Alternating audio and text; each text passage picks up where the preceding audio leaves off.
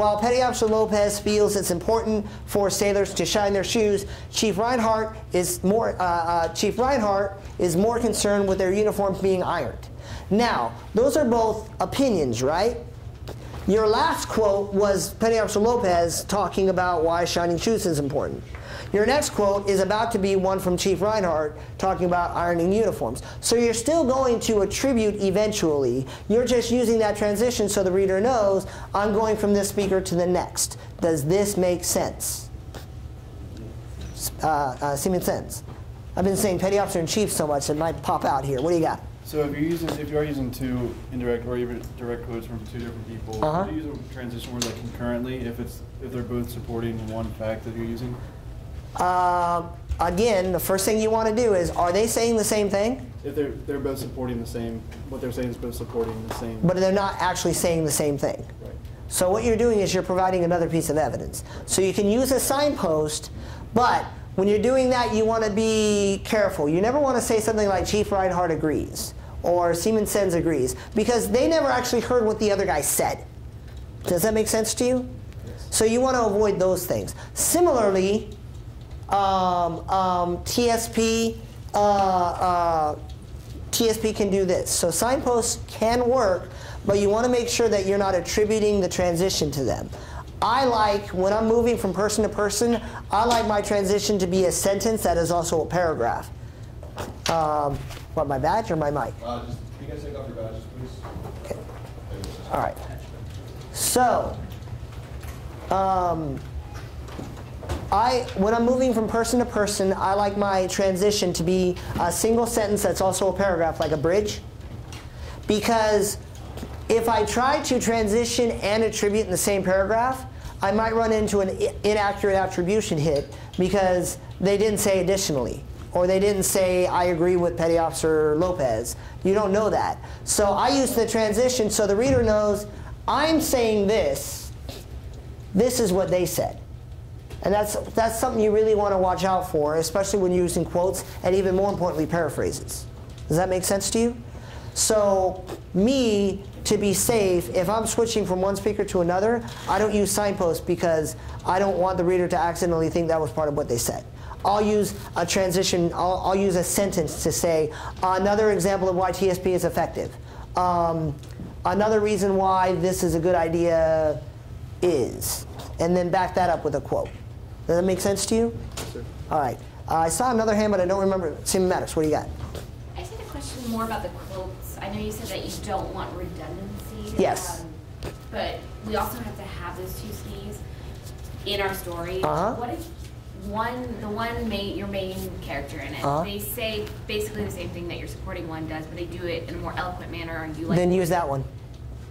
But you still have to throw your support in there somewhere, right? Or you must have, both your SMEs must be characters in your story. okay. They have to be characters in your story. They got to be in there somewhere. So I'm going to tell you something about something called a source hit. You take a source hit for one of two reasons. Reason number one, you went to like ihatecrap.com and you use that information. You use a source that is not a reliable, ethical, valid source. The other thing is you've written your feature. And Petty Officer Ben is the most awesome person you've ever spoken to in your life. And then you're about to turn in and you go, oh crap, I don't have any quotes from Mr. Leistokow. And then you throw one direct quote in there. And you're like, done. You're going to take that quote because that character is not an actual character in your story. So what you want to do is look at your talking points or look at your characters, look at your structure, and make sure that your character gets a little play. Now, how much is a little? More than one direct quote. All right, more than one thing. That's why anecdotes are effective, because what you could do and what you might do is maybe Petty Officer Ben gave you a paraphrase about why culture is important. So you take that quote and she's contributed to that information, and then you transition to an anecdote from me about this time I learned how important it is to respect culture. So one is just giving you opinion, it's valid, it's important.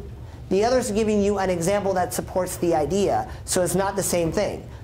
Do you see the distinction? You never want like, pie tastes delicious. I like pie, it tastes great. Pie's the best thing I ever eat. Like, what's new? But pie is wonderful. It's the best tasting thing in the world. It's my favorite dessert. And then you go into an anecdote about how eating apple pie makes Fink feel like he's home with his mom again. So now that might be a different topic because sometimes food does relate to memory. That's one of the more powerful things. So you may be changing topic and going to a different talking point anyway. Now, when you're using topical, this is the biggest thing because you can't be redundant, but you got to get that other SME in there somehow. So what you want to do is find out they can't be just saying the same thing. They have to contribute something different and new to your story. But sometimes different and new is, you gave me a quote I can work with, but your anecdote sucks. But you gave me a great anecdote. I'm going to use your quote, transition to you, and use your anecdote. Then you have your characters equally contributing to your story. Inevitably, you're going to have a main character. You're going to have one guy drive your story more than the other guy. But your secondary source must be in your story more than one quote. And the way you do that is you ensure that they support you in different ways. Okay? That's the game that you play. How do we feel about that? Because that's one of the bigger hang-ups. In fact, remediation tomorrow morning is going to be specifically about transitions. So do we understand where we're going? Are we ready to move on, or are you guys just trying to get done? Because that's not going to work for you guys. All right, so I have to trust you. You're saying you understand this stuff. Now, new game. I want you to go through your story and circle 2 types of words. I want you to circle emotion words, sad, happy, glad, upset, angry, that kind of thing. And I want you to circle any words that end in ly. I will give you 1 minute to do that, and then we will talk about why I hate those words.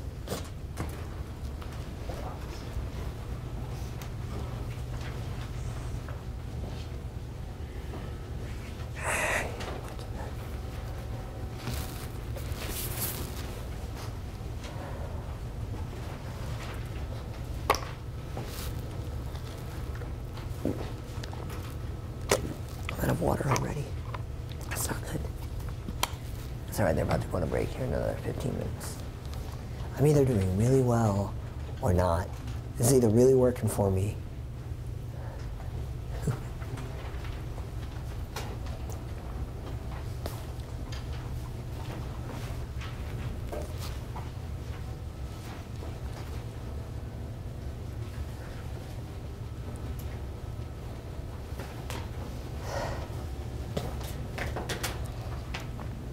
Also look for words like feels, thinks, and believes. Go ahead and circle them as well.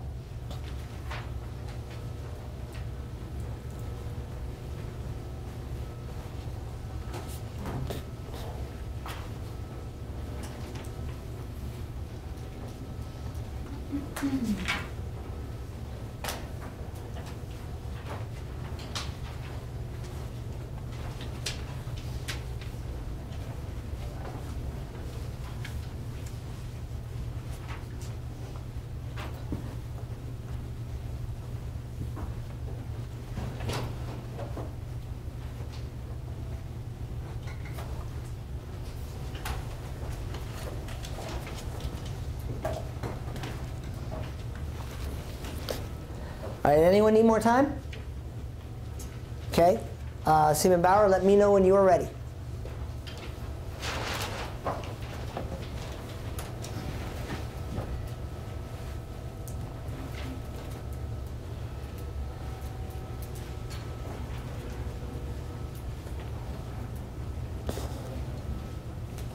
You're good? All right, anyone else need more time?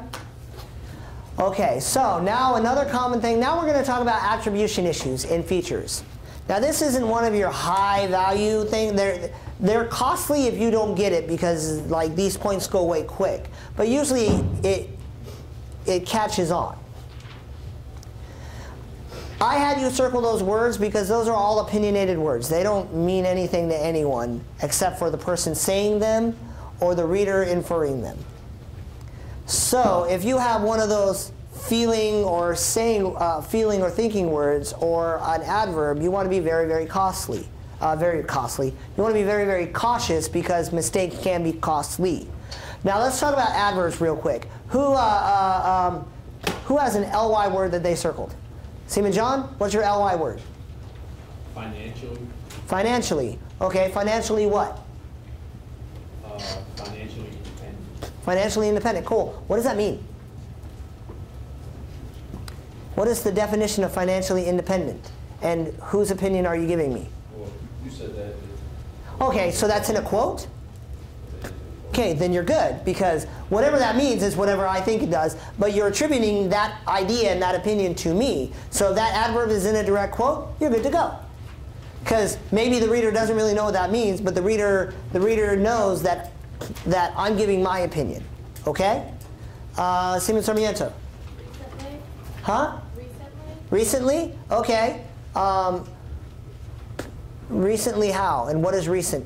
Because to a tree is like in the last 100 years. Uniform changes recently released by the Navy. Okay.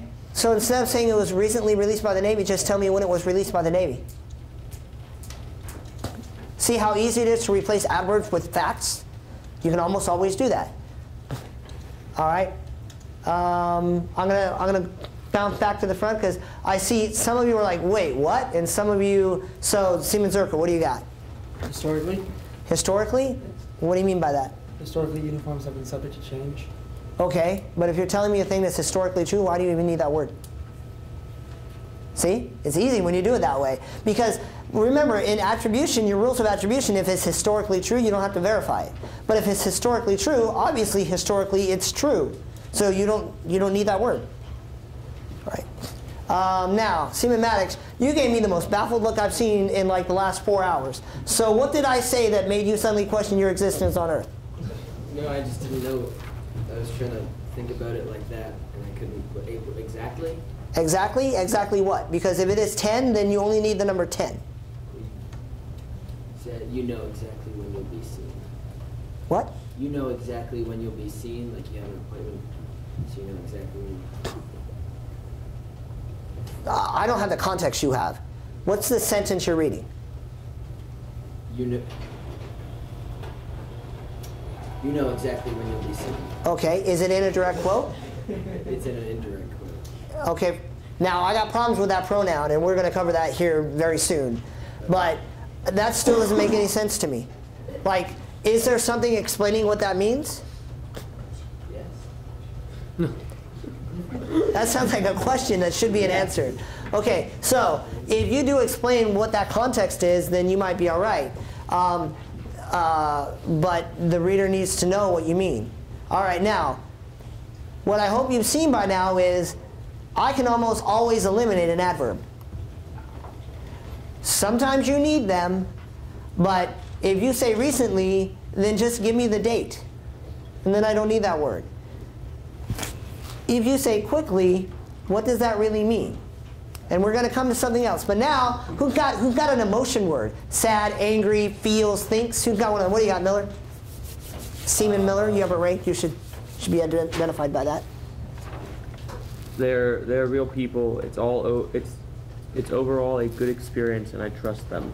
Okay. Are you in a direct quote? A indirect quote.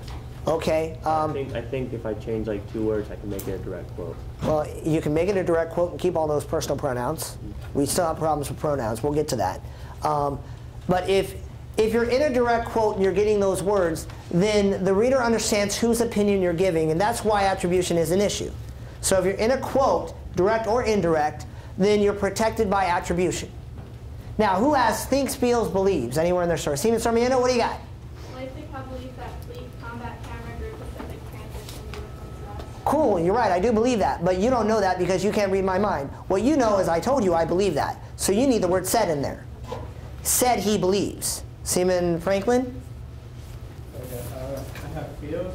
Yeah. The sentence reads, when asked how she feels about the benefits provided for veterans, she explained, schooling alone is amazing. Read that louder. When asked how she feels about the benefits provided for veterans, she exclaimed, schooling alone is amazing. Okay. Now you did a thing young writers do. All right? First off, the reader knows you interviewed them. The reader knows you asked them this question because you're a journalist writing a feature, so obviously you did that. So why do you feel the need to tell the reader you asked that question? Okay. See how that works? Like when you did it, You probably did it because you wanted the reader to know you asked. But you're writing a feature and interviewed people. Of course you asked, right? Right.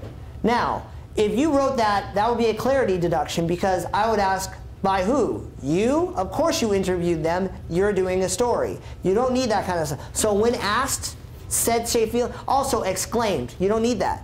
Exclaimed has a different connotation. It's attributive in function, but it has a different connotation. The only attributive verb you should ever have in your feature is the verb said. Now, said he feels, said she thinks, that's fine, but exclaimed, believes, hopes, thinks, no, said. It's the only verb you need. What do you got? Okay, so instead of saying when asked, could you say when describing? No, what did she say? Like, what's her quote? Schooling alone is amazing. Said Lilithson. That's all you need. Just. School alone is amazing, said Lilithson. Now, if that's the first time she's in a store, you got to fully ID her, but No, but wouldn't I have to? I mean, I guess if there's still that. Okay. wouldn't you have to what? Go ahead and sound it out. We got it. I thought I would have to give like something, like put a statement before No. putting schooling. If you're trying to convey to me that this person said a thing, then all I need is the word said and a name. Because now, context is another thing. She may have said, now you can also say, said Lilithson about the importance of school. That would work. But you don't, I should never see when asked about or feels or things like that. So why is it you feel that sentence needs more? Because there's an important thing there. There may be a reason for you wanting to put those words in there. I don't know, maybe because I had feels, so I had to I'm trying to attribute it to when she said it or something. So if you say, she said she feels, if she said she feels excited, then that structure is perfectly structured.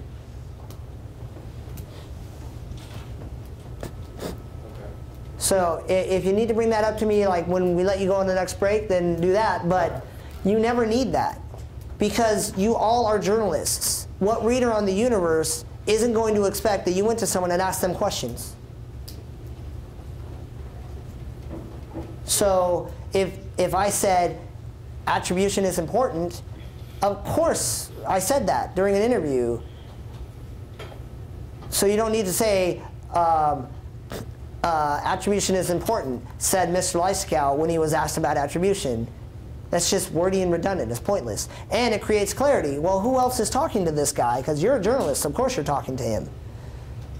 All you need is said. It's like love from the Beatles, only different. All you need is said. Da-da-da-da-da. That's all you need. All right? So you want to go through those words, and you want to be very judicious. Now, believes, thinks, feels, it better said he believes, said she believes. I'll give you that. That'll work. I don't think you really, really need it, but you won't go to prison for it. Seaman LaBarge. I have additionally as a transition. Signpost, okay. Additionally, Siren said, and then it goes on to list some things that. Was he the last person who spoke above? Yes. Okay, then that's fine, because now you're saying additionally he said this stuff. Okay. Okay, you're good. I have not only two. You absolutely need a comma there, though. You absolutely, additionally, comma, Siren said stuff. What do you got? Automatically. What? Automatically. Is it an automatic vehicle? What? Automatically what? So it's an indirect quote, and it's you can connect with these people automatically from this bar. Okay, now, as a reader, I'm still a little, what does automatically mean? I really don't, like, I can't automatically connect with anyone. I might go to prison if I try. So I don't really, I don't actually know what that word means. In the context of this. If it makes sense, and it's attributed as a quote, right? The word said is in that paragraph somewhere? Yes. Then you're safe. All right, still don't like that word, though. What do you got? I have a question about the adverbs. Okay, what about them? All right. You guys love your adverbs. You want to protect them. That's okay. I will annihilate them all. I can do it for you, or you can do it before I grade you. Those are your options. What do you got? So mine is referring to a statistical statement here. Okay. The adverb is roughly. and it's dealing with the. Yeah, but that's the same like approximately or nearly. So you don't have the exact number, so you need that adverb because you're telling your reader it's close to this number, but I don't know that exact number. That's the case, you have to have it there. Okay? I saw you and then you. What do you got? So I had said previously the DoD had authorized honorably discharged veterans.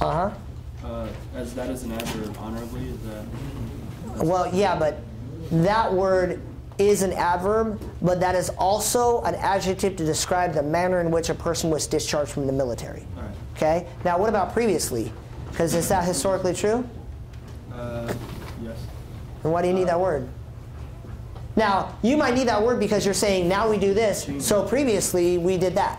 Then you need that word. There are times, but guys, out of every 10 adverbs on your paper, you need one of them. That's about the ratio. What do you got, Seaman Lehman? Oh, wait, no, hold on. I lied. I said he was next. I am a liar, but I don't want him to think that. What do you got? So, for signposts. Yep. Like, meanwhile in the back cave. Is that its own paragraph? Or is that, no. you say that period and then go into your transcript? No, not period. Signposts are introductory phrases. So meanwhile, comma, at the back cave, comma. Because what those are helping the reader understand. They're words that help the reader understand what's going on, scope, context. So it's an introductory phrase or an interjection, which is just helping the reader figure out where and when they are. And your reader must always know when and where they are. But those aren't words or phrases. Well, they are. They're a word or a phrase, but they're not a sentence. It's a sentence or a phrase you use to prepare your reader for what's coming. Meanwhile, comma, at the back cave, comma, this is what happened. Now, be very careful with your signposts. You interviewed us here at Dinfos. Don't structure your sentence to make it sound like I'm walking down, I'm patrolling Afghanistan while talking about, like, I really like pie. I can't wait to get it. I may have actually done that, but you don't know that. And that's a sentence structure. Don't modify your sentence so that I'm speaking while I'm in Afghanistan. I'm trying to think of a case when I would see that. While in Afghanistan, Lystikau said he likes pie. No, I didn't. I told you I liked pie while I was in Afghanistan. Do you see the difference? So, this is why this is important. Remember where we told you to put attribution? After the first bleeding sentence. If you put the attribution after the first bloody sentence, then you won't have that sentence structure hit. Now there's another thing to worry about though. It gets very weird to put attribution, he likes pie, said Fink Irizarry. Irizarry is how it's pronounced, but I got there. That sounds weird, doesn't it? It doesn't really flow well. So, if you're paraphrasing and you don't want to put the pronoun before the antecedent, we'll let you put Lehman said he doesn't like pie. That way you don't have to say he doesn't like pie, said Lehman. Does that make sense? Right. But you should only do that, I'm telling you in my out loud voice, the only reason you should put the attribution first is if you're trying to avoid putting the pronoun first. So far so good? Other than that, your life is way easier if you put your attribution after the first sentence. Seaman Sarmiento. So I took a quote from the CNO Uh-huh. out of an article on Naked.Mil. Okay. So like when I said it, actually was an article on Naked.Mil released by Chief of Naval Personnel Public Affairs, Ray Mabus, former Secretary of the Navy, said, and then I put it, but it was like a long sentence. So do I break that up by saying like said Mabus again? Once you attribute in a paragraph, that whole paragraph is attributed to that guy. Okay, so if it's a direct quote from that, I can just Yep. like not break Now it up. for you, if you're quoting Ray Mabus,